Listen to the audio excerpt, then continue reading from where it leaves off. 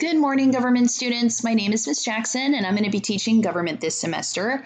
A lot of you may already know me, or you met me during the live stream of this meeting, but just in case, I know a lot of people may have missed it because of tech difficulties and just trying to figure things out. So this is also a video that has been made available on Google Classroom.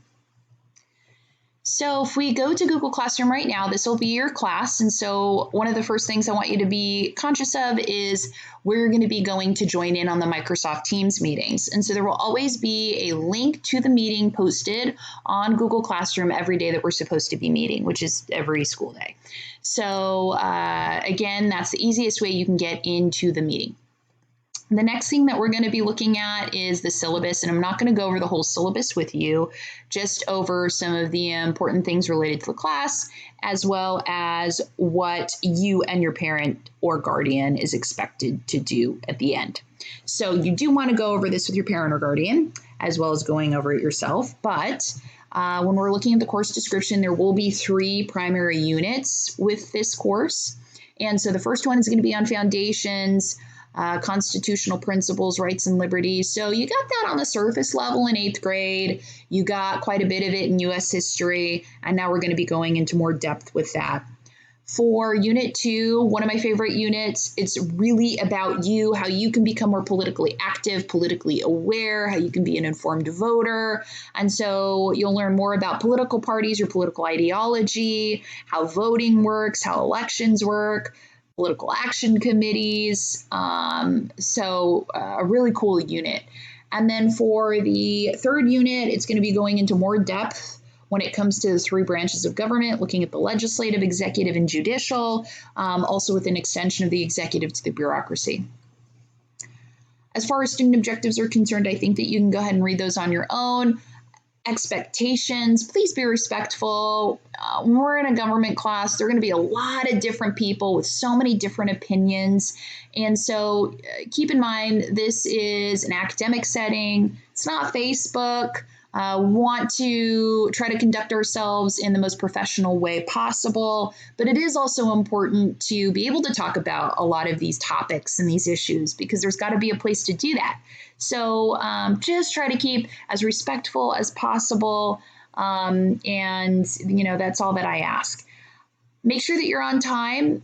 When you are coming into the class, keep in mind that we are taking roll, we are taking attendance, and so if we notice that you're not in class, we will be calling home. We are going to be doing some more interactive things in the next few weeks, so we'll have discussions, we'll have breakout sessions, we'll have different activities we do, so you are going to want to be present for that. Be prepared to succeed. When you come to class, make sure that you are focused. Don't be trying to multitask, doing other things, thinking you're going to redeem the time. I often make that mistake and I have to go back and do everything again. Obviously it's really important that you are retaining what it is that you're learning. And so please just come ready to learn. Also be an example online, be conscious of your digital footprint. What you put out there often will stay out there. So, be rational, think about what you're writing and putting out there, and just be very aware of that.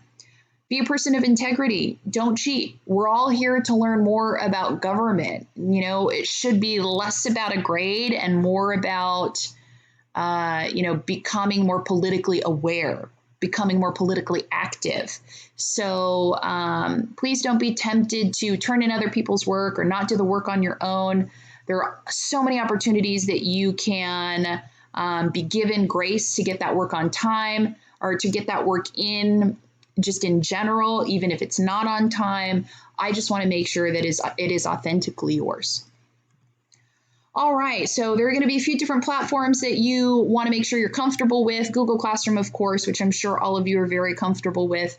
You want to really learn Microsoft Teams, and there are going to be other applications we're going to use like Flipgrid, for example. I'll get you in Remind, but over time, we'll start to introduce more and more of those. Best way to communicate with me, definitely email. I know that in the later part of the day, there's an opportunity for you to still get to do work on your own, but you can connect with your teachers on Microsoft or on Microsoft Teams. And so that way you can call in. But again, email is always the best way to get a hold of me. And so as far as grading, we're going to be using the 4-point scale. Everybody took U.S. history last year, so you should be familiar with it. Generally speaking, a 4 corresponds to an A, a 3 to a B, a 2 to a C, and so on. Formative and summative breakdowns are going to look a little different this year. So 40% will be on your assessments, your formative assessments, I should say. So that's everything leading up to the main assessment, and 60% will be your summative.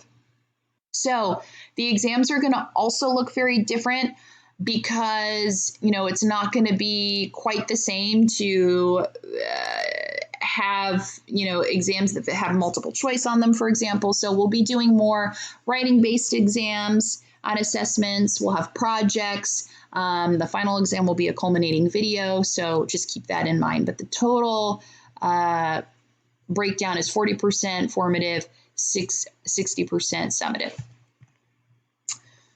All right, and that's just more details on the types of assessments. We're going to be watching quite a few film clips in this course to be able to look at different perspectives and get a sense of what some of the controversial issues are today. Again, I cannot stress enough, please be civil and respectful to your peers and to each other and to your teachers.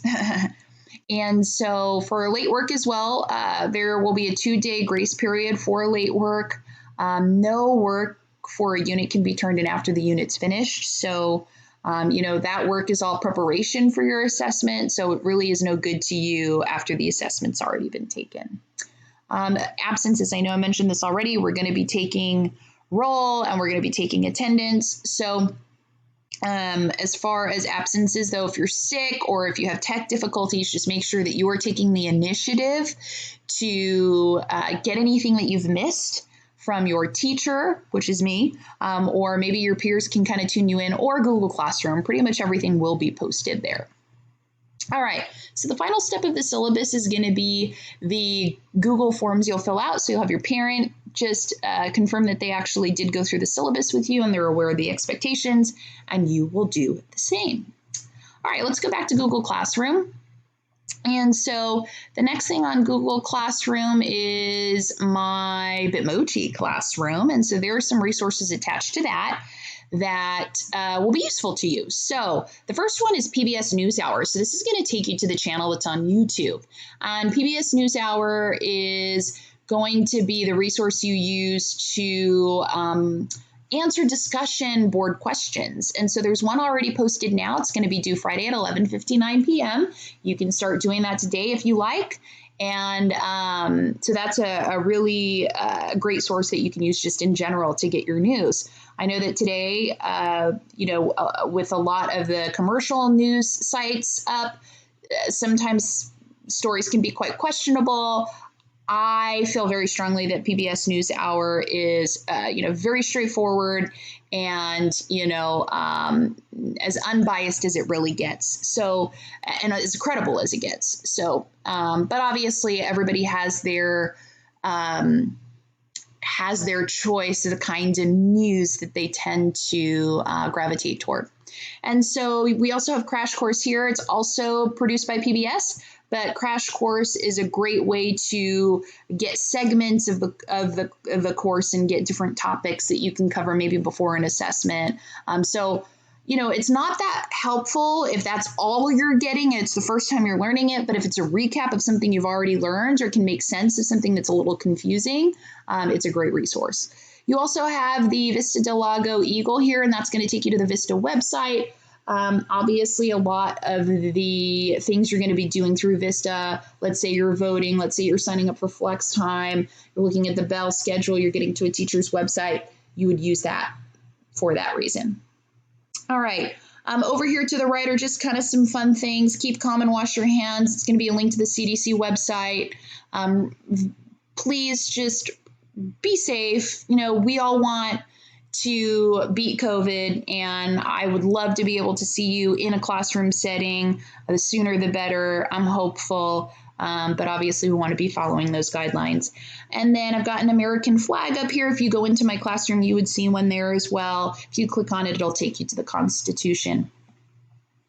I also have a rainbow triangle, which is symbolic of a safe space. And so if you click on that, it'll take you to the GSA website. That's the Gay Straight Alliance here at Vista. And it'll take you to resources that they have that they would like teachers to put up in their classrooms. And it's all about, inclusivity and creating safe spaces in classrooms. So a really cool icon to click on and just check out those resources. And then if you click on Miss Jackson's Bitmoji, that'll take you to my website. And so everything that's on my website is generally also on Google Classroom.